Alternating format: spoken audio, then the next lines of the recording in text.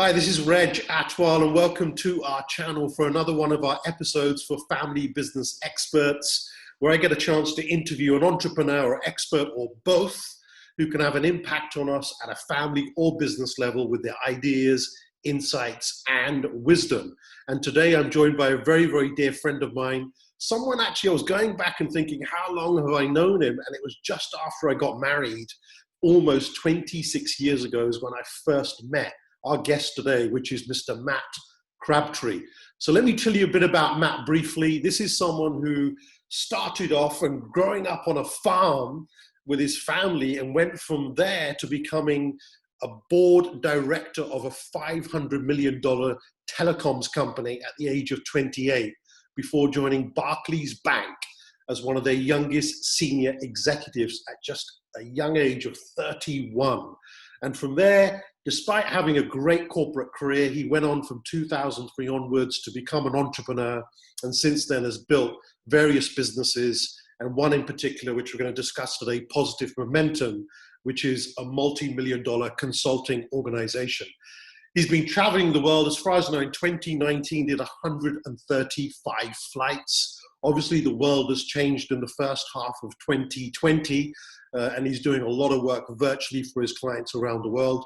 I can't wait to discuss his last 12-year journey also as a professional speaker. He's impacted over 250,000 delegates around the world. And one great thing about Matt, he gets rebooked over and over again. So there's obviously some secret, something he's doing well, and we're going to find out more in this episode today. So on that note, welcome, Matt, to our show. Hope you're doing well. Good to see you again. Fantastic to see you. Yeah. So how does a farmer become a corporate executive then? What happened? A good amount of luck. Yeah. Definitely played its part. Meeting people along the way who influenced things and influenced my thinking, and a degree of risk taking. But I wouldn't. I mean, you very kindly in the introduction put me in the group of entrepreneurs, and it's not a coat I wear easily. I don't think of myself as a natural risk taking entrepreneur. Right. But I guess being in business by myself is where I've ended up.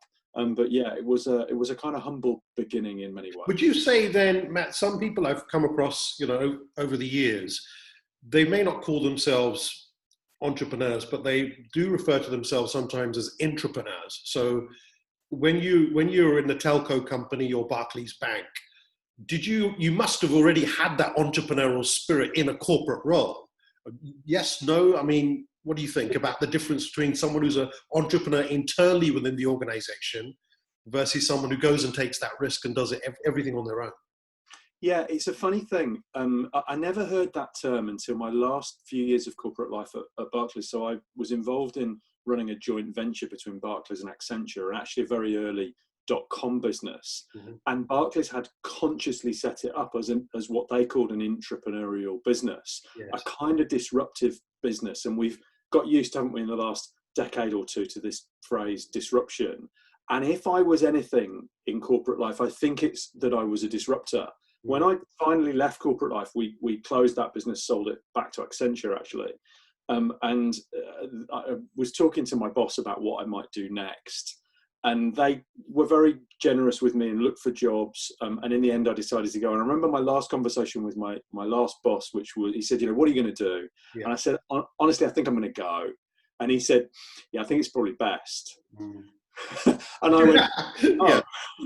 go back. Yeah. Yeah, it wasn't really what I was hoping for. And he said, no, we love having you around, just in small doses. And I think people like you and I and many other people we know have that ability to disrupt. And I know that's what I did in my career. That's what my staff always say to me. They're like, we only want you in small doses. It's like on one side we can inspire, but on the other side, if we hang around for too long because of the ideas, we can also confuse, can't we? We can. And it's a challenge, not just for entrepreneurs, it's a challenge for leaders as well, who are those creative types, who are those ones who can inject enormous amounts of energy, knowing when to step away and say, right, I've added that in now I've made a difference, now I need to step back, not because I don't want to finish it, but because I just need everybody to have the chance to catch up a bit. Reg, often with chief execs, I use the expression of greyhound racing. That may not mean something to everybody around the world. Yeah. But the most important job at the greyhound track is the person who controls the speed of the rabbit in front of the dogs. Too fast, the dogs stop running and kind of just wander around. Too slow, the dogs catch the rabbit and rip it apart and stop running. And the trick, I think, for leaders, and the one I try to meet up to, is just be just a bit faster than the fastest dog. And that's the trick. Not so fast that it's distracting, and not so slow that it's boring. Would you say that also applies then to disruption and innovation? Because sometimes we can have great ideas which are way in the future, but you can end up spending millions of dollars trying to get that off the ground when someone else in the background's just watching. And then comes along in second place and does it better than that company because maybe the consumer wasn't ready, the market wasn't ready. So sometimes, disruption or innovation, it's not about that big jump. Sometimes it is about baby steps, isn't it? Slight improvements. Would you agree? Or have you seen that with the clients that you've worked with? I would agree, other than to say, two things. One is, you live and have chosen as your home, the heart of accelerated disruption, build a city out of the desert from nowhere. Build it and they will come. and my goodness, until this last few months, my goodness, they came, and it's extraordinary. I think the other thing is, this last 3 months has driven organizations forward in ways they never imagined. I work with a very large bank, big global bank, and the CEO's been saying to the teams there, he doesn't think that they would have got to where they've got to by 2024 had this not happened.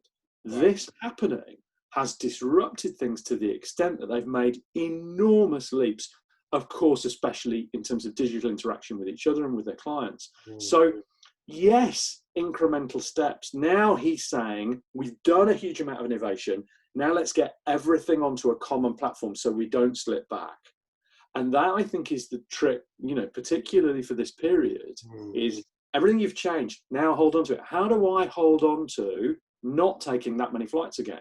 Because it's not sustainable in many different ways. Clients I'm able to work with like this, so have you been. How do we keep that? So we don't just treat it as an anomaly, but we treat it as the new permanent. And that almost requires a little conscious patience to get it embedded, rather than just treat it as a new sort of sexy idea. And could you expand on that a little bit more, Matt? With your vast experience, you're dealing with big corporates around the world.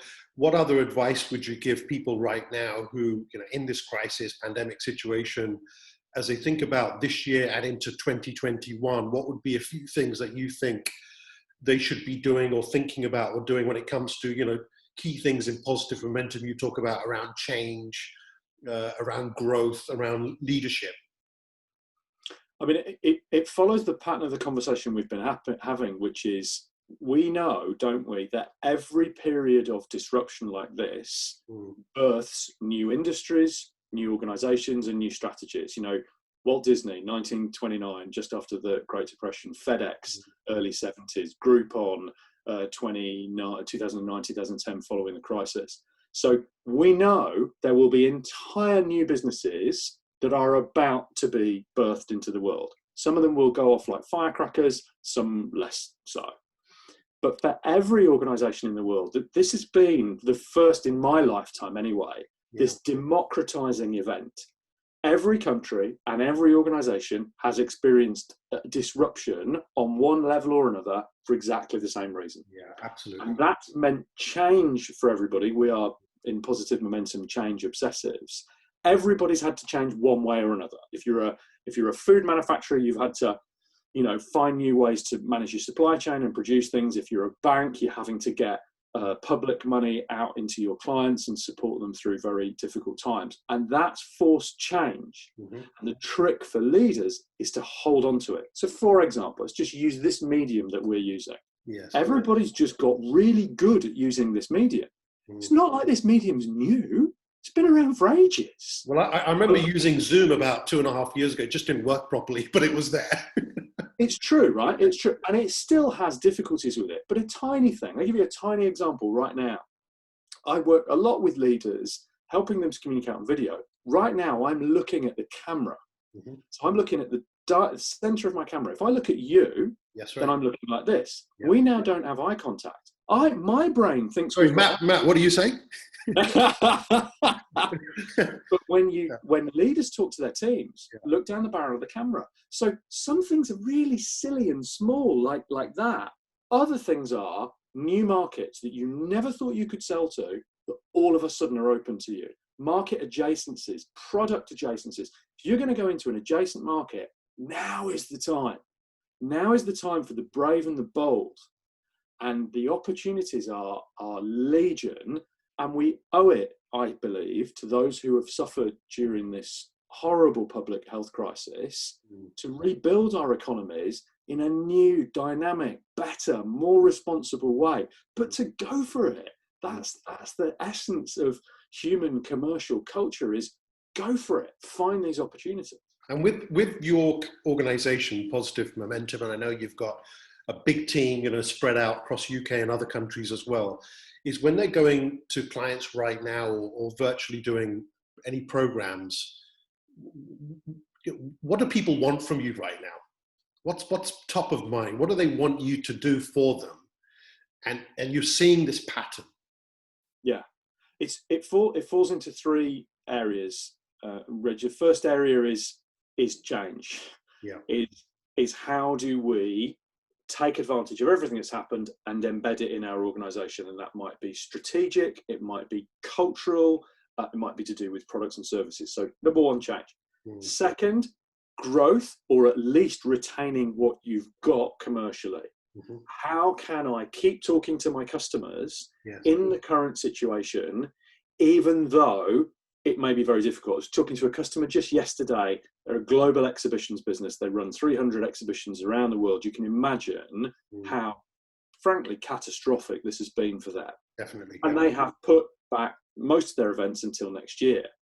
And their question is, so what do we say to customers? How do we keep the dialogue going when customers love our events and love our brands, but are so uncertain?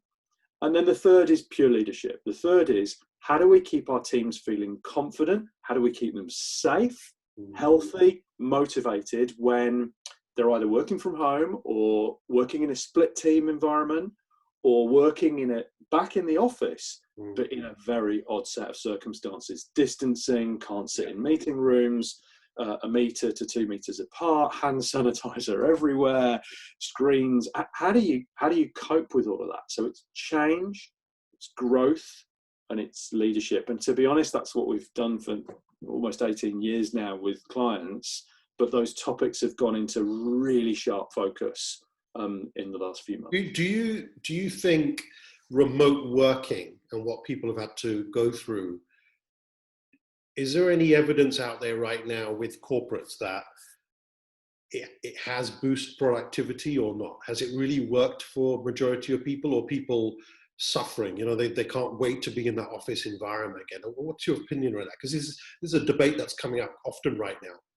Yeah, and I think we're still in that phase of it being debatable. There's no empirical evidence just yet, but it'll come pretty quickly. I think the productivity question is an interesting one. I think what's not in much doubt is people are working longer. I mean, I don't know who all these people are that are learning to make sourdough and, developing new language skills, but it's nobody I talk to. Everybody I talk to is working longer than they ever were before. I saw a report about US East Coast workers that suggested they're doing something like 18 to 20% more hours than they were pre-COVID. So I think the productivity question is an interesting one, because the intensity of this experience, I think, will have some costs and some consequences to it. Now, this is here to stay, right? We could do it. People were already talking about it. Many staff said it's what they wanted. In my consulting business, we've never had an office. So I founded this business in 2003. We've never had an office. And we will now never have an office. I'm certain of that. Yeah, confirmation. Yeah. And all of my back office staff, so all of our support team, are all people who really can only work from home. If I built an office, they wouldn't be able to come to it for a variety of personal reasons. Their performance has always been extraordinary. But we have found over the last 18 years, we have to monitor very carefully that they don't work too hard. Mm. And that's a new manifestation. That's an odd thing for corporates to get their head around, because actually what a lot of leaders want is the team in the office, and they want them there, and they want them working as hard as they can. Yeah. Productivity, Yeah. maximizing performance in the time allowed and having people not burn out, it's going to be a challenge looking forward. I don't think anybody's going to miss huge amounts of commuting, right? I'm not missing departure lounges. I really am not. But that doesn't mean that this kind of work is not very wearing in a whole different kind of a way. So as ever, leadership, as ever, is the factor. How well you lead your people, I know you've spoken about it for years and years and years, how you lead your people is the thing that makes the biggest difference. Yeah, and maybe, some thoughts around that, Matt, is, what I'm seeing out there right now is if you've got all these people who've been working from home and remotely, and they've been productive, they have got results, then why do you need your head office? Okay, question one. Number two, if we don't need the head office and people are working from home, then they could be anywhere in the world. So why do I need to have these particular people in this country? Why can't I have a global workforce that could be anywhere? And the other thing that's coming up with some research I've been doing recently, Matt, and I'd love to get your thoughts on this, is the new companies that you're saying are going to be founded this year and become the next unicorns. Their philosophy is rent it, don't own it. Interesting, isn't it? It's fascinating. It's absolutely fascinating. I don't think the office is dead, right? But the office of 2019 and before is dead. And interestingly, if you look at, whilst it may not be commercially the most successful story in the world, the WeWork extraordinary story proves that we were already there in this mindset. We were already there in the rent flexible workspace where people can be productive and feel inspired. And I've got clients, again, in the financial services sector, who partnered with companies like WeWork in recent years, right, and built environments, WeWorkish environments of their own. I've seen it in Singapore, I've seen it in Hong Kong, and it works incredibly well. So I'm bullish about offices, but they won't look like they did, and neither should they. We were already making that evolution anyway. The fact is, this technology allows people to work from home, and that gives you access to talent. And I know you started your whole corporate life in human talent and developing human capital. There's the access to talent by this technology. It's here now. You can do it. People who cannot commute, who are in another country, but they've got the skills and they've got the competency, they can deliver. You've got to harness this technology. It's not difficult to get. It's democratized. Look at us. We're on Zoom. My kids have been using platforms. Elderly relatives that we've got have been using them. It's everywhere now. It's not a minority sport. Brilliant.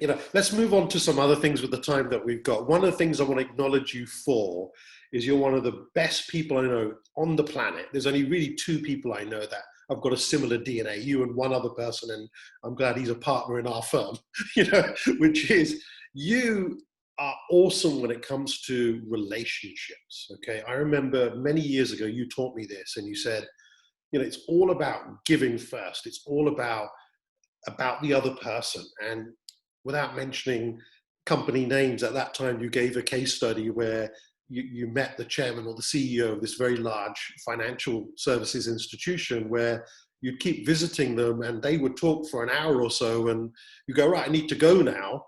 And that person's left with, hang on, I haven't asked Matt anything. I don't even know anything about him at this stage. I'm the one who's done all the talking. And I really love that story because right now it's really relevant, in today's world more than ever, about relationships. And I want to link it to customers for a second and get your opinions on some of the things we should be doing to build better relationships, being closer to our customer. What type of things should we be asking, which then drives strategy or leadership or change initiatives? Could you give us your thoughts around that, Matt, and what's in your DNA, which you've been doing naturally for so long? Well, listen, that's very, very kind of you. And to be honest, Reg, it's a work in progress. I don't know anybody who's perfect at this, but what I do know, I started out as a sales guy in the early 90s, an office equipment sales guy. I mean, our farmer's son ends up selling office equipment in central London is a weird story, but and I was sort of moderately good at it, right? And the only reason that I got any success was because I am just insanely curious about people's businesses, genuinely curious, as I know you are. You've got an amazing reputation for it too, and these sessions are a manifestation of that. I like business and I like people, right? And I think, if you're going to promote a service, if you don't like business and you don't like people, you probably need to find something else to do. And therefore, it seems utterly natural to me to go see customers and ask them about them. They don't care about me. I'm a consultant, you sometimes have people say, tell me about positive momentum, tell me about you. And I kind of go, well, yeah, we're a consulting business, we're okay. But actually what defines certainly consulting businesses is not the quality of your answers, it's the quality of your questions. Absolutely. And we focus on three things to learn about, and we never think we know enough about these. They're all P's: products, people, and performance. And so we set ourselves ridiculously high standards in knowing about our clients' products, people, and performance. And I am yet to meet an organization who knows their clients' products, people, and performance as well as they could, because it's not possible, right? The minute you do know about it, it changes anyway, right? So, 2 weeks later, it's a different picture. And so my mindset has always been, I just want to ask you how things are going with you. I want to remember that you told me 3 months ago that you were doing some expansion in Eastern Europe. Was it Turkey, and was it product X? How's that going? I want to remember those things to be able to continue the dialogue, so that one day maybe you choose to do business with me because you know that I understand you. And I don't think it matters whether you're selling pens or selling consulting. People want to feel that they're buying from an organization that cares about them, that's interested in them, and that understands that the delivery of service, whatever it might be, has to be adapted to that person and that organization. And you can only do that by relentlessly asking questions. You've got huge numbers of books behind you. I've got quite a few over here. You've got some of your own, I see. I haven't got my own. But most of these... I'm waiting for that book come out. For your book to come out. I know. You nag me about that often, and you're quite right. But most of these books here are about curiosity, asking questions, learning about people's business. I'm an obsessive for it, and I don't know why everybody isn't. Yeah, I like that. So linking it into asking the right questions, just being curious when it comes to relationships. One of the other things that you do, because I remember when we last met, early part of this year, just before this crisis broke out, I asked you about, what is the different menu of services and solutions and so on. And you were like, well, we don't have that. I'm like, yeah, but I want to introduce you to a few, but there must be something you can give me that explains we do A, B, C, D, E. And you're like, no, Reg, there's 3 words, that as a hook, but it's all about listening. And if you could expound on that to give some tips for people out there, where some people are very transactional. Here's a product, here's a feature, here's a benefit, buy it, don't buy it. But in the professional services industry, you've always been driven by solutions, and create that sometimes from nothing. Yeah. And the distinction you draw there, Reg, by the way, about... So I changed my name this morning, it's fine. Jeff, where did that come from? I think you need another coffee. the distinction you draw with professional services is a critical one, because what I'm about to say obviously doesn't apply in other industries. That's right, yeah. But unfortunately, what's happened with a lot of people in professional services, a lot of our contemporaries have stolen the idea of product from B2C or more transactional but commodity businesses, and they think they need one. And so they focus on their niche, and they develop this thing, and they give it names and all that kind of stuff. And that's okay, right? It's a way of operating. But if I use McKinsey as my high watermark, right. McKinsey don't have a set of products, right? They have an established relationship with senior people all over the world, and they're very, very good at helping them. On my wall in my office here in the UK is a picture of 7 people. these 7 people, this picture is from a very expensive restaurant in central London in 2013, when my business was 10 years old. And I took these people for lunch. I spent more money on them than I've ever spent on anybody on food, including my wife, but don't tell her that. Because every penny, yen, renminbi, dollar, euro that I've ever billed, right, I can track back to these 7 people. Everything, every client I can track back. All of the business that we do is developmental from existing relationships. It's why I'm not very helpful with people when they say, so what do you do? How do I pass leads to you? I go, well, you can if you want to, but the people who buy from us either know us or they know people who know us, and therefore it's an established relationship. Take that right back to its basics. I can tell you each one of these people's partners' names, where they like to go on holiday, what their career history was, what their current challenges are, who their current boss. I can tell you all those things. These 7 people, 3 of them never bought from me. 4 haven't bought from me for years. Doesn't mean they're not still incredibly important people in my network. These are my go-to people. This sits on my wall to remind me daily that the core of my business is about giving, building relationships, learning about people, supporting people. You do all that in a professional services context, yes, and good things keep happening. Now, if you're selling laptops, you better make laptops that work, and you better make laptops that are reliable, and you better make laptops that have a good user experience, and you better make laptops that get reviewed positively in, what's a laptop. But it's a different shtick for professional services businesses, and we have to double down on that, rather than worrying too much about, I've got a magic acronym that tells you the magic way to solve everything. No, you haven't, because nobody has. Wow.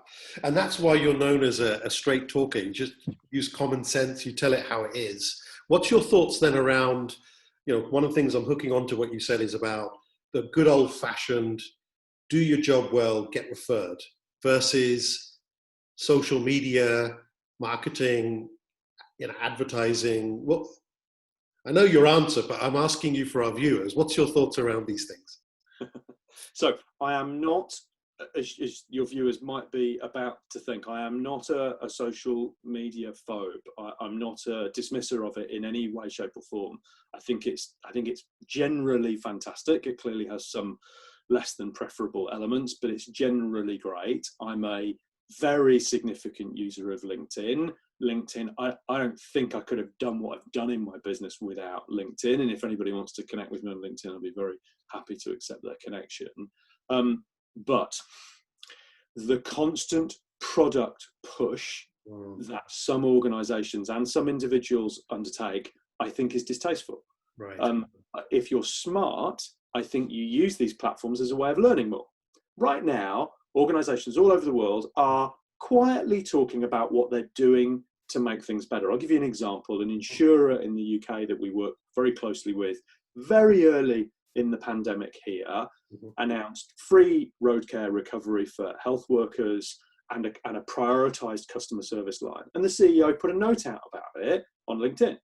And I added a note to that to say how fantastic I thought it was. I wanted to share that example with my network and have them think about what they might do, because I want to amplify their success. I don't need to bang on about what I'm doing. Right. You won't find photos on LinkedIn of me speaking at conferences or doing stuff like that. You just won't find them, because I don't think anyone cares. I think people care about their own circumstances, and so they should. Yeah. But I think a bit of help with amplification digitally is a really helpful thing.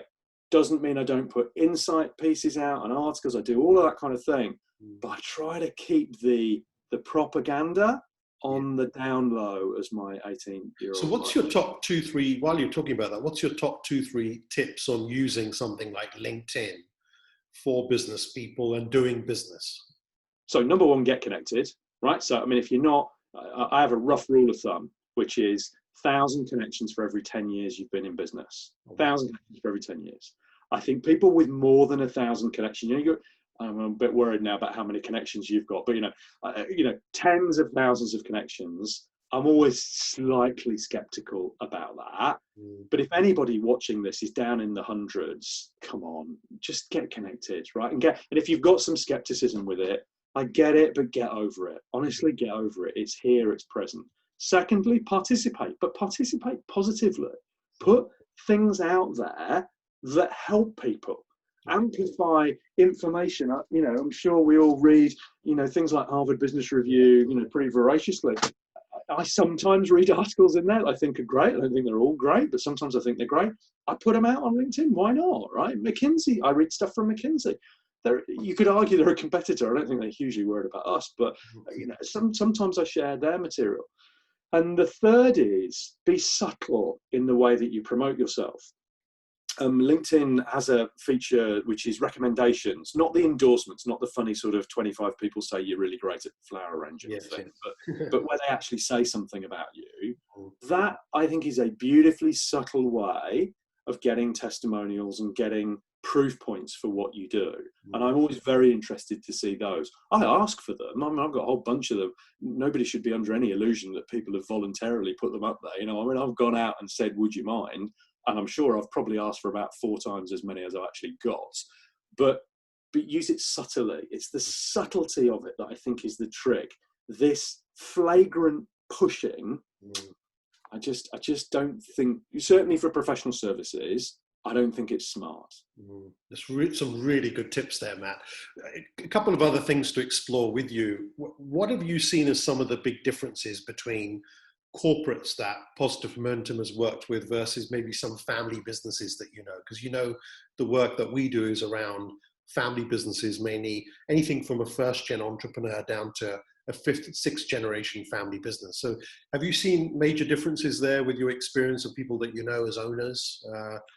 Yeah, I mean, I think the interesting thing, and you're a real expert in this, and I really am not, but where we have worked with family businesses over the last nearly 20 years, I've seen a dramatically increasing sense of professionalism from those businesses.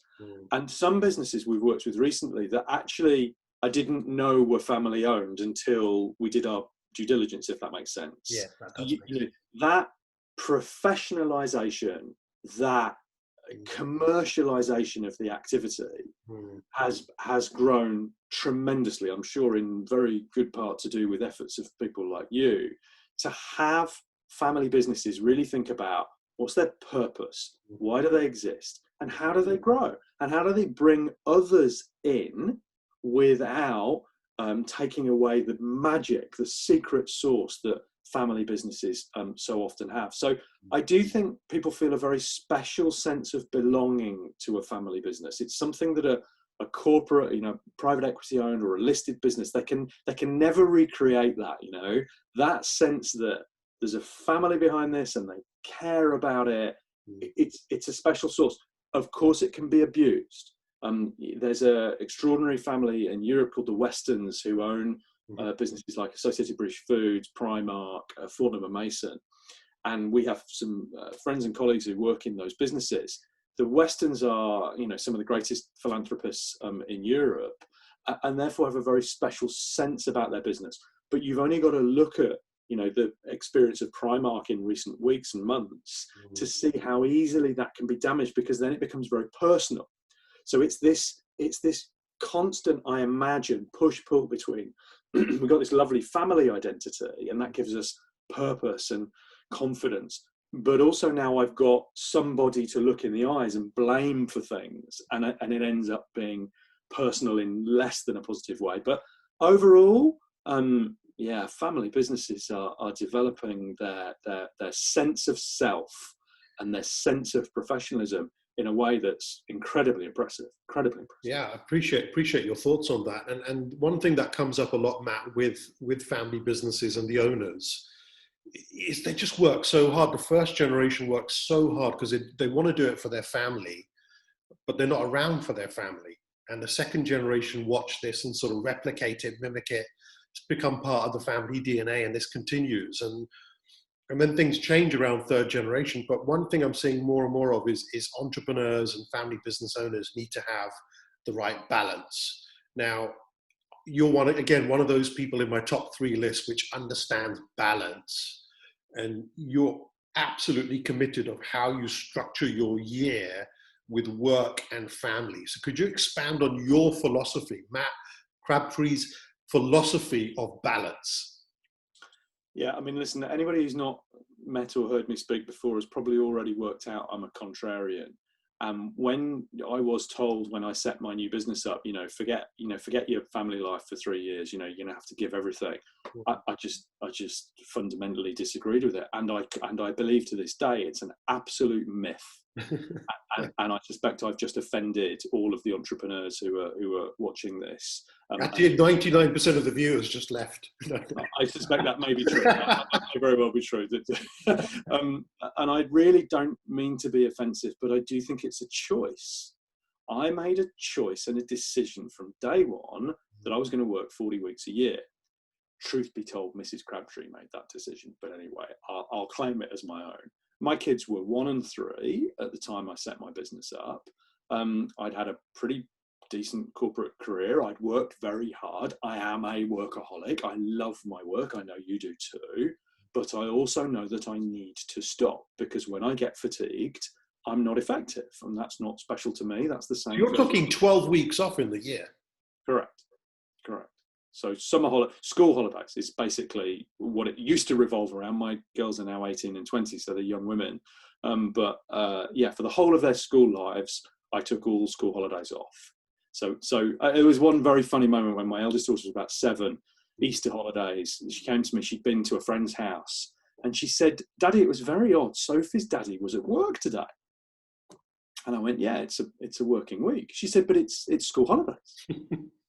And I said, and it occurred to me she didn't realise that everybody didn't do this, because we never talked about it. I don't expect them to be grateful or feted for it or anything like that. And let's be really clear, right? I take 12 weeks a year off. I still have email access. I don't kind of go off the grid for 12 weeks, right? But I have 12 weeks where I do not travel, and where if I do, it's with the family, who always complain at me for walking too fast in airports because I forget that I'm not on my own anymore. But that, I honestly think it's a choice. Now, I know there are people watching who are in the middle of having set their own businesses up and going, "This guy's a lunatic. I fill all the hours in the day." I don't know who it was who said it, but it's a truism. Work expands to fill the time you allow it. You could never give your business enough time. If there were 85 hours a day, it wouldn't be enough. And so you don't control it. You don't have the self-control to control it. You're going to have difficulties. You just are. At some point, that's going to come and bite you on the backside.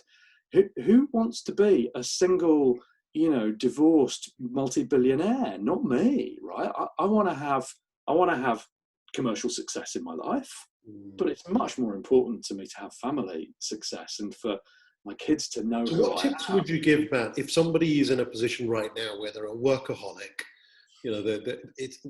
Work is their worship, as one chairman said to me once. He said, "If you take my work away, you've taken my worship away."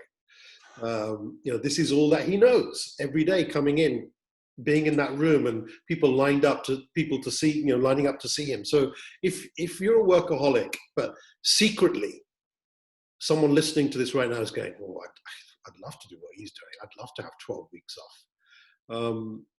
But then there's that question of, well, if I had 12 weeks off, what would I do with it? So therefore, they may try it for a couple of weeks, and then they get that itchy feeling underneath their collar and go, "Forget this," right? And back into the office again. So around this whole thing, what tips would you give about steps? What steps could you take to get that balance? And I suppose it goes down to, maybe I'm answering my own question, but you talked about purpose earlier. Is it important to you? So Reg, you as so often you do, you put your finger on it, as does Jeff, by the way, but on this occasion it's Reg. Reg, you put your finger on it, which is... That's okay, Peter, carry on. That's my father's name, actually, so he'd really like that. God rest his soul. Put your finger on it, because the point is, what do you do with the time? What do you do with the time? So there are very few people who are workaholics. Yes. It's activity that we're addicted to. It's the sense of purpose, as you said a few moments ago. It's that sense of, I'm doing something. Now, whether that thing relates to a monetary outcome or whether that thing relates to a purposeful outcome, and on a good day it's both, right, should matter a bit less. So, for example, I'm a school governor, been a school governor for years and years and years. It's endlessly fascinating. I suspect I have gained much more than any of the schools I've worked with have gained. It's taught me enormous amounts about a world I didn't really understand. Still don't really understand it, and I've been doing it for years. In the UK, we have a charity that you'll know well called the Prince's Trust. Yes. I'm a Prince's Trust business mentor, so I work with people, young people who've had difficult upbringings, to help them to launch their own businesses and to make their own business thrive. And I love that work. I also, happen to quite like my family, thank goodness. And so I kind of just enjoy hanging out with them, to be honest. And I mean, in the last few weeks, my eldest daughter, who's in year 2 at university, has been at home writing essays. And it's been a joy to read her essays. I mean, frankly, most of it is somewhat beyond me academically, but the experience of doing that with her, now she's missing uni, of course she is, but I'm loving that experience, and I'm very conscious of how fleeting that is. Anybody who's watching this, who's got young children, you know this, Reg, from your experience. I think I've got young children, I've got years ahead of us. You're loads of time to be together. You and I know they grow up like this. That's right. And then they're gone. Correct. And they still spend time with you. I don't want to alarm anybody with 5-year-old children that they go forever. They don't go forever, but you only see them fleetingly. You grab this time now, because the kids want you now. In future, they'll want you a lot less. Now, hopefully you have a partner, a significant other in life that you also want to spend time with. It's about choice, Reg. It's discipline. It's deciding these other things in my life matter. I do not want to be a single, divorced, detached from my family billionaire. I'm not interested. Matt, can I ask you, this is maybe, a bit of live coaching with me, but, and our good friend Nigel Risner was talking to me about this recently, which is, he talks about, if you're going to be in the room, be in the room. And sometimes, you could be with your family, but your mind is elsewhere. Yep. I don't know if you go through that, but my mind has a million things flashing through at any given second. And when I'm with my family, my daughter's a classic one, because she's the one who'll hold me accountable for things. And she'll say, Dad, are you listening to me? I can see you've already gone to 5 other things. Come back, Dad. Right? What's your thoughts around, you've got the time now, you're with your family, you're doing the things that you love, but truth is, your mind is elsewhere. Do you go through that, or is it just me? It's not you at all. Are you in a study room, Reg, in your home there? Is that? Yes, this is my home office and library. Yeah. It's your home office. It's your library. And when you walk out of that room, can you close the door? Yes. Okay. And so that, for me at least, okay. So I don't know if this works for everybody. For me, the trick I've learned is that this room is the workspace. This is Positive Momentum head office, right? Global headquarters. It's hot desking for one person, and that's what goes down in here. When I walk out of that door and I close that door, I consciously close the door. I know what the sound is of the door. It's a mental trigger. It's a mental anchor that says, okay, I hear the door close. I know that latch sound. Okay, that means I'm now going into my family world. So I don't know about you, but I've had lunch with my call them my girls, my wife and my 2 daughters every day for the last 3 or 4 months. I don't think that's ever happened in my life. I mean, I take 12 weeks off, but this is amazing, right? And I adore lunch. Something about lunch for me, because it's so unusual. And my diary is set so that I have an hour. And we sit, and we've been lucky, the sun has been shining, we've been sitting outside and having lunch together. It's a golden hour. My head is full of what I've been doing, but I hear the click of the door and I go, right, okay. Now, they don't care what I've been doing, by the way. I mean, sometimes I've been on webinars with 1,000 people from all over the world taking part. It's been amazing. I've had the best time. They're not interested. They weren't when I was delivering speeches. I delivered speeches to thousands of people. I fly home from exotic places. I come back into the kitchen and my wife says, the rubbish needs putting out. And I'm like, no. Reality check. Hey. I just spoke to 1,000 people. I got a standing ovation. It was amazing. She's like, no, I really don't care. Yeah. I mean, she really, really doesn't. It's not like she doesn't support me. So Matt, what happens when you close the door? Okay, mentally you're ready, but then this office, okay, this office here decides to come with you. Right? It doesn't come with me. It doesn't come with me, Reg. Yeah. That's the point. It doesn't come with me. So I have my little iPhone holder that sits in here behind the latch door. Doesn't come with me. Yeah. Now, by the way, this frustrates the living daylights out of a lot of people I work with because they go, I've been ringing you. Why don't you pick your phone up? I never have my ringer on. I don't have a vibrate on my phone. I turn off all those distractions. And now I'm very accessible, right? If somebody's called me, I'll call them back. Yes. But when I'm with my family, I'm with my family. We have a rule, I guess you might have a similar one, at the dining table, there are no phones. We just don't have phones at the dining table. My kids don't think it's odd. I keep calling them kids, they're young women. They don't think it's odd. They think it's normal. They actually go to friends' houses and go, Dad, it was pretty weird. Everyone's on their phone over dinner and stuff like that. Well, it's not just family, Matt. This is happening now with a lot of clients in board meetings where, I can think of one client right now where it's part of the meeting code of conduct where there's a bowl in the middle of the boardroom and there's a grace period of a couple of minutes. Anyone who's late, there's a fine. He also takes credit card payments now as well, so that's easier. And then the other one is the phone. So there's another bowl where all the phones have to go in that bowl. And the first few times we did this, it was so difficult for people to, they were fidgeting. They were like, they didn't know what to do. They wanted their phone out of that bowl. And then after a few meetings, everyone got used to it. And we just said, okay, every hour we'll take a small 5-minute break. You can check your phones. But it's amazing, isn't it, how this device is the best thing that ever happened for the world, but also has a huge impact on relationships and being present. It is and that's the dichotomy of this, Reg, which is that this technology is wonder. I'm a technology geek, right? You tell me about a new bit of technology, I want to buy it, right? So there's no. I'm not a Luddite, but it's choice and it's discipline.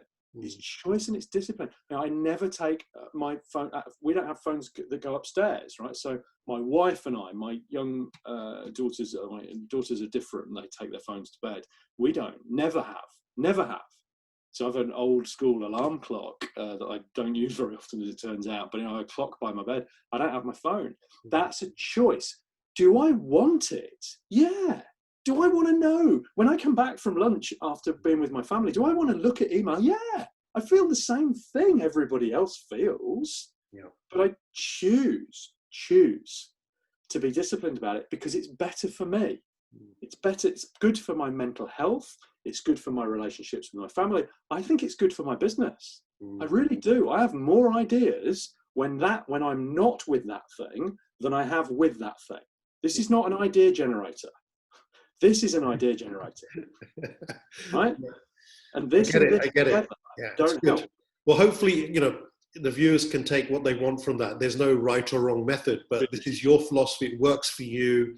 I remember when we first met, getting into our earlier years of personal development, one of the classics that we've all read is The Think and Grow Rich by Napoleon Hill. But there's a chapter in there where, it's very clear that he says that the Henry Fords, there you go, the Henry Fords of the world, they had this discipline taking 1 week off on the 9th week. Therefore, every 2 months, 1 week is sacred, it's off. So that's already 6-7 weeks in the year, plus their vacation time. They're not far off what you've been doing. So it's absolutely right. But as Mr. Risner says, he will be so thrilled to be referenced twice in this interview. He said, I learned this from him years and years ago. I love his statement, which is, this is my truth. Yeah. It's not the truth. That's right. It's my truth. And beautifully put by Mr. R. And that's all I'm sharing. This is my truth. Now, I'm pretty passionate about it, and I'd love to help other people with it, but there are many different ways to live a life. But if you're going to complain about how busy you are, and you're going to complain about fatigue, and you're going to complain about being disconnected from your family, then make better choices. We That's, are.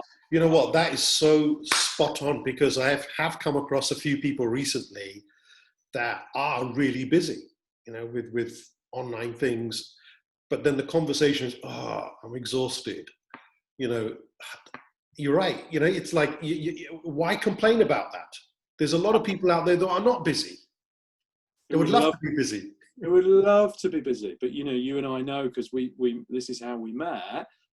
Be careful with the words you use, right? And careful with how much you go on about, being tired and, oh, poor me.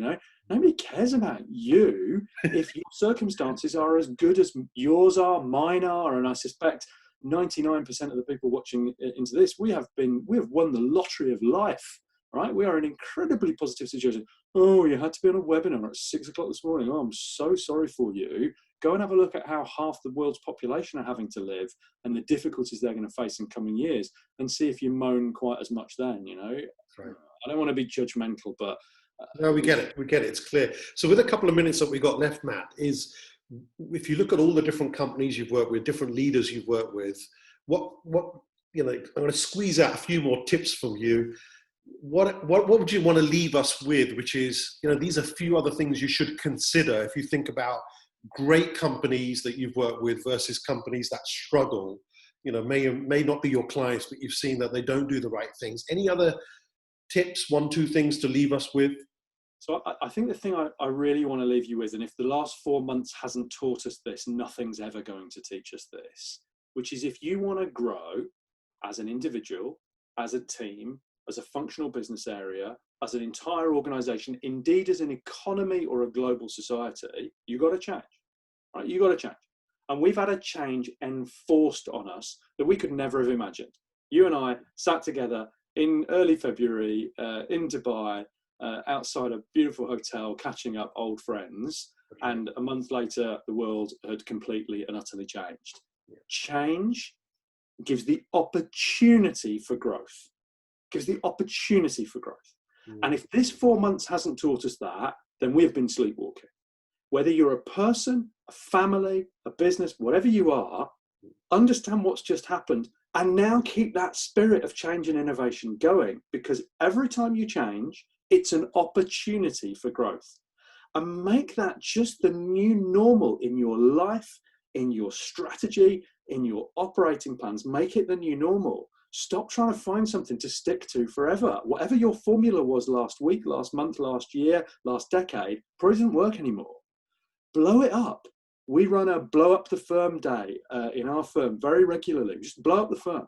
Let's blow it up. See if we did it completely different. Yeah. We've had our firms blown up for us. We've had our lives blown up for us. And this, we should not ever forget the human cost of the last 3 or 4 months.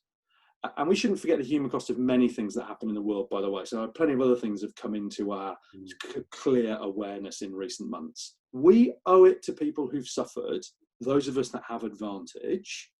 We owe it to those people to go for it with our businesses, to go for it with our lives, to go for it with our families. And that means making change. Change, yeah, is sometimes a bit difficult, but not for most of us watching this. Just requires choice and discipline. Love it. Beautiful. I'm going to make sure that in the description that I'm going to make sure there's a point here of going to the last couple of minutes, because that for me was an awesome 3-minute keynote. In fact, I know what the title for this video is already. It's called Blow Up Your Company and Take 12 Weeks Off. Maybe that should be the title of your book, Matt. I do my best. I will get to it eventually. Oh, brilliant. But I want to thank you so much. Keep doing what you're doing. And I look forward to doing this again face to face when we get a chance, and over lunch, over dinner. And for the viewers, don't forget to go to the description area. You'll see the links for Matt's company, also his personal website. Reach out to him through LinkedIn as well. I'll make sure that his details are there. And don't forget to hit the subscribe button and come back again to the channel to watch more great interviews with experts and entrepreneurs that can make a difference to your life and your business. On that note, Matt, thank you very much, and stay safe. We'll catch up soon. We will. Thank you so much.